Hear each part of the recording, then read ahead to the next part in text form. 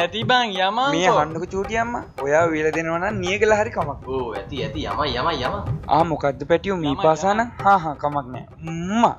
මේ අහන්නකො මං ගෙදර යන්න ඕනි දැන්. ඔව් ඔයා බත් කාලා දොයිය ගන්න නෑ. ආදරේ ගොඩක්. කෝ එකක්.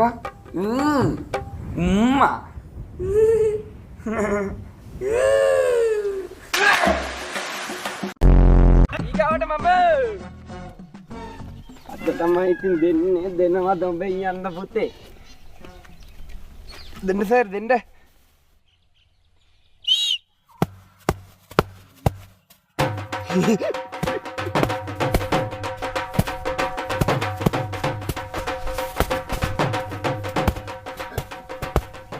ඉවරයිද ගහලා? වටිනා පිත්තල පානක් පරිත්‍යාග කරලා තියෙන පුරාවිද්‍යාවේ පුංචි බණ්ඩ මහත්තයා. එහෙනම් ඉතින් ඔක බොහොම වටින ඇති. ඔව් අනිවාර්යයෙන්ම වටින ඇති. තියමු බලන්න දෙන්නේ කියලා හොඳ ලම්සුවක්. රුපියල් 20යි. මල්ලි. දවගේ මොංගොලියෝ දැකලා තියෙනවා. නෑනේ. ඔගේ හල් පාරුත් දැකලා තියෙනවා. දිනේ තේරෙනවද? එවනවා දැනගන්න කුකුල පාන හොම්බට ඉස්ස පර වෙන්නේ. ආරච්චි මහත්තයා දෙයිනේ කියලා තියමු බලන්න ලම්සුවක් නේ. රුපියල් 20යි. ඔව් ගෙඩිය නෙමෙයි 20ක් ගන්න නැවරියම දෙන්නේ මෙතන. එහෙනම් මෙන්න තියනවා 20යි. මයිකල් මුක මොපරේ ගිනේ ඒ පණිවිඩය කියන්න යනකොට තමයි උඹලා දෙන්න මාව දාගෙන ආවේ මේ ගමන. ඊ වගේ පණිවිඩයක් තියෙද්දි අකෝ උඹ අපිත් එක්ක ට්‍රිප් එකක් ආවේ.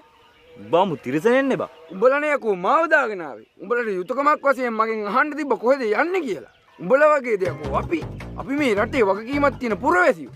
තොපි මොක්කද? තොපි මේ ට්‍රිප් එක බල්ලෝ. වැඩක් බාරගත්තොත් අකුරට මිටු කරන මිනිස්සෙ මම. ගෙදර යන්නේ සතියෙන්ද දෙකෙන්ද ඒ ගියපු ගමන් කැම්ප් එකට පණිවිඩය කියනවා මම.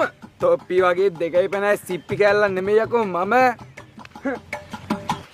මේ මල් ඊක නෙමෙයි. සීතලට බොන්නේ බීඩියක් එහෙම නෑ නේ. අනේ ඵලයකෝ යන්නේ. ඉන්දකින් තොපි ට්‍රිප් යන්නේ අතේ බීඩියක් නැකලකන්නේ. නෑ සුබනෝනා මම එදා නියගල කතාවක් කිව්වේ දන්නේ නැතුව. නියගල කන්න හොඳ නෑලු. නියගල විසයිලු. ඔව්. නියගල එහෙම උයලා දෙන්න බෑ. මැරලා වැටේ. ඔයා දන්නේ නෑනේ වැඩක්. එදා ඔයා හින්දා තව ඩිංගිය ලිඳට වැටලා මැරලා වැටෙන්නේ. ඔව්. වැඩ දන්න හින්දා වේරුණා ඒක. බලු ගමම කුපිත වෙලා සුබහදාම මොකද්දෝ කියාගෙන යන වෙලාවේ මේ වැඩේ පත්තු කරන්න ඕන අපේ කෝට් කරගෙන. නැද්ද නිසංක? ඒක ඇත්ත මුදලාලි.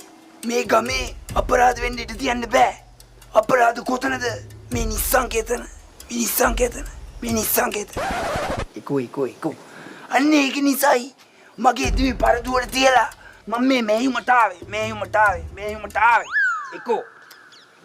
ආකාශ් ලෑලි ටික දාපන්. ලෑලි මොකටද මුදලාලි මේ නිසංකීද්දි.